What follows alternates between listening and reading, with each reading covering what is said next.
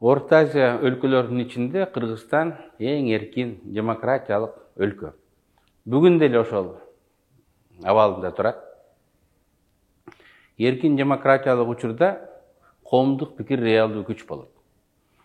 Азыр бүткүл дүйнөдө интернет терең кирип, ар бир үй бүлөгө, ар бир айлыга жетип, социалдык тармактын таасири күчөп атат. Мына ушундай шартта коомдук пикир реалдуу күчкө айланат экен. Коомдук пикирди кимдер жаратат?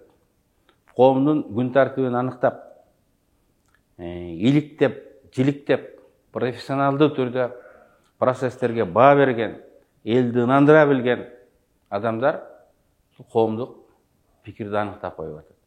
Эми алар биринчи журналисттер, анткени алардын кесиби. Алар ошого окуган. Алар анын профессиясы. Ошентип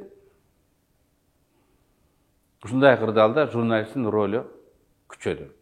Бир нече журналисттин уюму бүтүндөй саясий партиянын таасири менен бирдей болуп калган учур бүгүн. Кыргызстанда бүгүн авторитардык система орноп, типичный централизиатский политический режим орноп аткан мезгилде бүгүнкү бийлик ушул сөз эркиндигин чектегенде, журналисттерди кысым жолу менен алардын активдүүлүгүн басаңдатуу жолу менен, анан кийин саясий эркиндикти, саясатчыларга басым жасоо жолу менен коомдук пикирди биз көзөмөлдөйбүз, коомдук пикирди жараткан, күн тартибин койгон монополист болобуз деп аракеттенип жатат. Ошон үчүн акыркы кезде бүгүнкү бийлик саясий оппоненттерине кысым көргөзүп атат.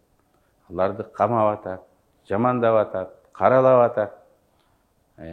Журналисттерге куугунтук башталды.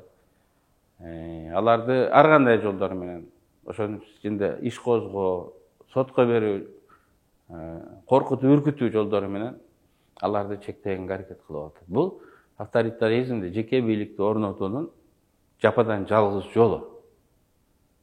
Ошон үчүн бийлик буга барып жатат. Биз граждандык коом, эркин, намустуу граждандар мындай процесске каршы турушубуз керек.